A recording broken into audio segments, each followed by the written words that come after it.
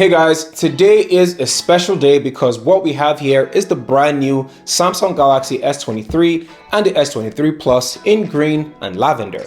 And I'm sure you have noticed the S23 Ultra is not here, and that was a very conscious effort because I noticed these two phones right here aren't getting a lot of love, and these are the phones a lot of people are going to be concerned with, especially with the price point. Now the S23 is currently priced at $799 while the S23 Plus is $999. Now without taking too much of your time, let's see what's in the boxes, shall we?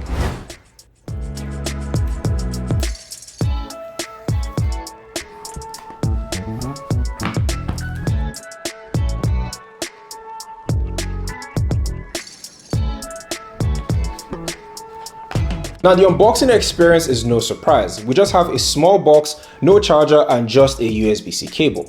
Now a small design difference between the S23 and the S22 from last year is that the S23 now has the phone in front of the cover. I'm not exactly sure why they did that, but that is exactly what we get this year. So I am going to be switching my main SIM card from the iPhone 14 Pro straight into the new Galaxy S23. So goodbye iMessage, goodbye ecosystem, and hello Samsung and everything you have to offer. Let's see how long I last. Now, just like the S22 Ultra from last year, the S23 and the S23 Plus now have the same floating camera design, and this gives all three devices a more uniform design.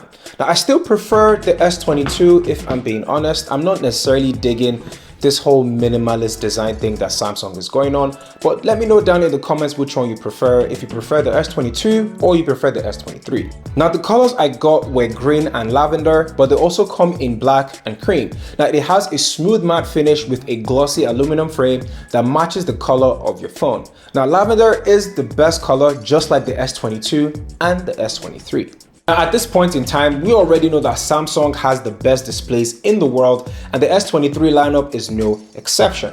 The height is unchanged this year. The S23 and the S23 Plus are both 6.1 inches and 6.6 inches respectively, and are the first to get the Gorilla Glass Victus 2 on their display. Now, as always, a screen protector is a must to avoid any screen issues.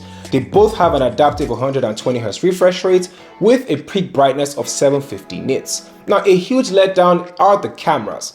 It's the same exact cameras from the S22 and the S22 Plus from last year, with just an adjustment to the selfie camera, which is now 12 megapixels.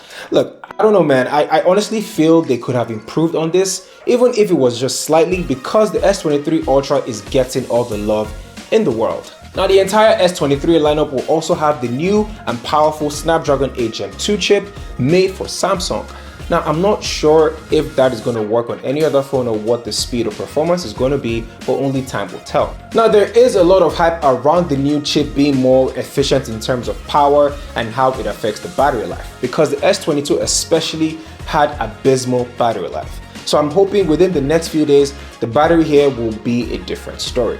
And speaking of the battery life, the S23 has a bump up from last year with a 3900 mAh of battery from the S22's 37 mAh, while the S22 Plus also had a bump up from 4500 to 4700. I expect the battery across the board to be great thanks to that new power and efficient chip, and of course a bump in its battery capacity. So my thoughts are pretty positive so far for the S22 and the S23 Plus, and I've said these are the phones most people are going to care about because of its pricing and is basically how favorable it is to the majority. Now I will be reviewing this very soon and pitting these phones against your favorite smartphone, so make sure you are subscribed to be the first to see it. Thank you guys for watching, and if you like this video, make sure you like it and share it with your friends and your family. My name is KJOS, and I will catch you guys in the next one where I talk all things tech.